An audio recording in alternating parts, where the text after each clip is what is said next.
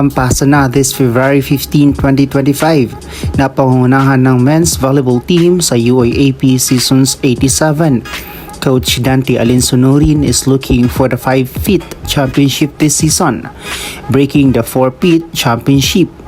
UST Josh Ibanez may pagbabanta as national team player sa UAAP teams. A strong start to Kulelat FEU, same destiny pa ba ang mangyayari this season? Mga ka-Heartstrong, bago natin yan simulan, please support this channel by clicking like, share, subscribe, and click the notification bell para update ka sa ating mga video.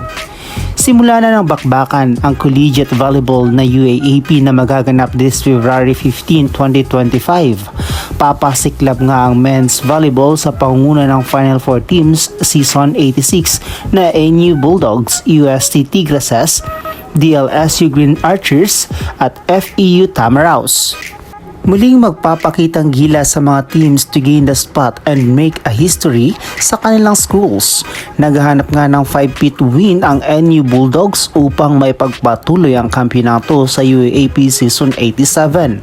Nawala man ang kanilang key players na sina Almendras at Joshua Retamar, ay hindi pa rin magpapatinag ang NU dahil sa sistema ni Coach Dante Alinsunurin na nagpapalakas ng moral sa bawat players.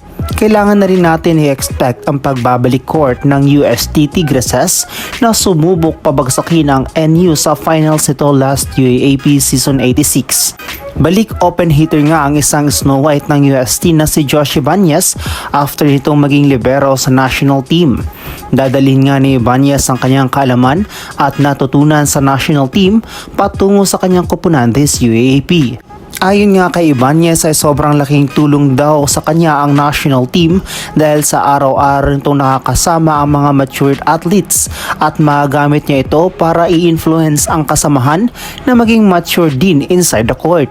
Magiging team to watch out nga sa ngayon ng Oste dahil sa pahayag dito ni Rookie MVP Josh Ibanez. Maliban sa UST ay muling haharapin din ng DLSU ang laban nila for this UAP, kung saan ay nakasama din ang isang key player nito na si Campton sa national team. Malaki rin ang ambag ni Campton sa national team player dahil sa husay nito. Although he needs to put a lot of effort para pagtibahin pa ang kanyang depensa, ngunit tiwala naman nitong mapagtagumpayan nila ang hamon this UAP Season 87. From strong start to Kulelat nga ang naging papel ng FEU Tamaraws last UAAP season, kung saan ay naging undefeated nga sila sa first round Roven. Subalit nagbago nga ang ihip ng hangin habang tumatagal ang laro. But this time ay mukhang babaguhin nga ng FEU ang kanilang takbo this season. Marami nga ang nag-aantay ng mga pasabog sa men's volleyball ngayong UAAP Season 87. At dahil dyan ay mayroon nga ang katanungan ang karamihan, may papalit bang Final Four ngayong taon o mapapanatili ng strong teams ng UAAP men's volleyball ang kanilang pwesto this season? Comment your thoughts below. Do not forget to support this channel by clicking like, share, subscribe, and click the notification bell para update ka sa ating mga video.